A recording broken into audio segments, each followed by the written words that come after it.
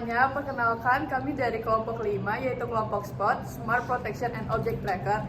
Kali ini kami akan melakukan skenario pengujian untuk sistem SPOT kami.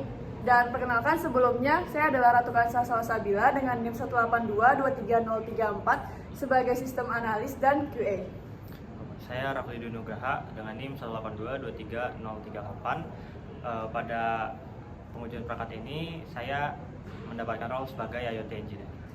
Saya Fafira Sofianto, NIM 1822336 dan saya bertugas mengerjakan front end dan juga back end untuk website dashboard Spot. Dan saya Floresita Natawira dengan NIM 1822340.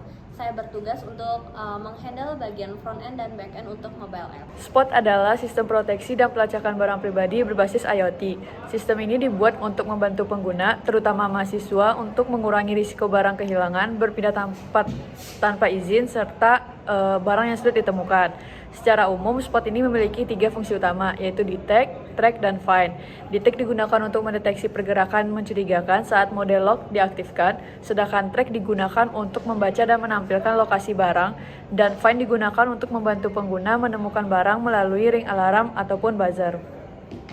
Oke, jadi untuk perangkat IoT ini kita memakai 2 komponen utama atau 2 sensor utama. Yang pertama adalah ini GPS Neo 6M untuk mendeteksi lokasi dari perangkatnya. Lalu ada ini akselerometer MPU 6050 untuk mendeteksi gerakan-gerakan yang terjadi. Lalu selain itu kita juga menggunakan buzzer. Di sini buzzer adalah untuk melakukan pemberitahuan atau notifikasi jika terjadi sesuatu. Lalu untuk rangkaiannya sendiri di sini, sini untuk boardnya kita menggunakan ESP32. Kenapa ESP32 dipilih? Karena kebutuhan WiFi-nya yang kita butuhkan untuk melakukan pengirimannya. Lalu untuk rangkaiannya sendiri, sini kita menggunakan baterai yang disusun menjadi untuk input 3,3 volt.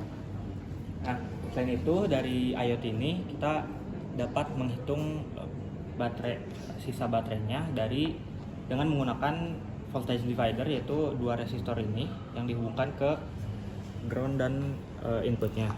Nah, tetapi permasalahan dari perhitungan baterai yang kita lakukan ini adalah baterai yang terbaca atau persentase baterai yang terbaca ini masih sangat fluktuatif. Setelah kami analisis dan cari tahu, ini adalah karena perhitungan persentase baterai yang dilakukan ini masih di mapping dari analog ke digital, di mana dari perhitungan analog digital ini terjadi noisy dari ESP32-nya sendiri, sehingga perhitungan persentase baterainya masih sangat fluktuatif. Oke, yang pertama kita bisa melakukan sign up jika belum memiliki akun, atau ketika sudah memiliki akun kita bisa langsung login. Di sini saya akan mencoba memasukkan email yang sudah terdaftar pada Spot mobile app.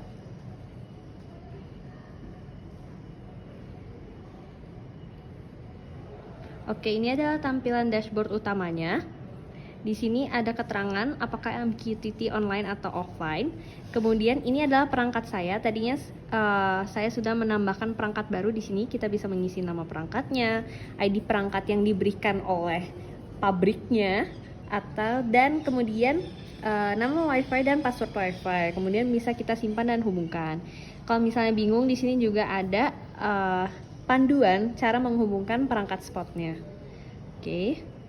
Nah, di sini kita juga ada notification, di mana ini adalah keterangan seperti ketika perangkat terputus atau ketika barang terdeteksi guncangan yang mencurigakan dan terindikasi pencurian, seperti itu. Oke, kita langsung saja. Di sini masih disconnected. Ini ada Ratusberg. Ini adalah nama perangkat kita ini. Ini adalah perangkatnya. Kemudian di sini ada ring alarm, cuma di sini masih inactive karena belum connected. Jadi untuk menghubungkannya kita bisa pencet detail, kemudian di sini kita pencet pair. Nah, perangkat spot berhasil terhubung. Oke, jadi di sini connected dan kemudian ada baterainya di sini. Ini kalau ubah koneksi, kita ubah koneksi WiFi bisa di sini. Kemudian untuk rename, melakukan rename kita juga bisa melakukan rename di sini. Oke, nah di sini ada mode perangkatnya, unlock dan locked. Nah di sini locknya juga terupdate ya. Tadi kan kita pencet mode unlock dan kemudian kita pencet lock lagi. Oke, di sini mode masih unlock dan kita coba pindahkan ke lock. Nah, di sini accelerometernya terdeteksi ada guncangan.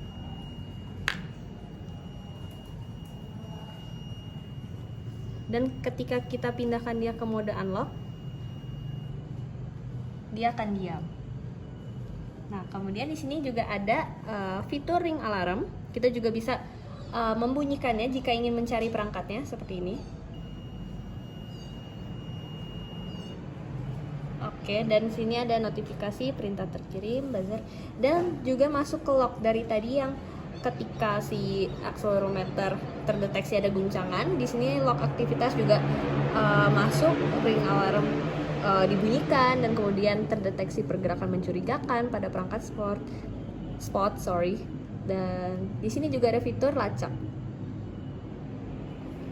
Nah, ini adalah letak di mana perangkat itu berada dan yang biru ini adalah posisi kita. Kita bisa lacak. Nah, sekarang kita sedang berada di Labtech 5. Dan di sini juga lokasinya kurang lebih ya lumayan dekat. Seperti itu. Kemudian kita juga ada fitur profil. Di sini ada edit profil. Di sini kita bisa mengubah password menjadi password yang baru dan bisa mengubah nama kita dan juga bisa mengubah foto profil. Oke, berikutnya kita akan melakukan scanner pengujian pada website dari Spot ini sendiri. Website Spot ini digunakan hanya untuk sebagai dashboard visualisasi data dan juga untuk tracking lokasi yang lebih jelas dan juga bisa melihat log aktivitas. Di sini pertama-tama ada menu login dan juga sign up. Kalau sign up di sini ada pilihannya, bisa ngisi nama, email, password, dan mirip sama seperti yang ada pada aplikasi mobile Spot. Lalu kita bisa mencoba login. Kita sini akan mencoba login.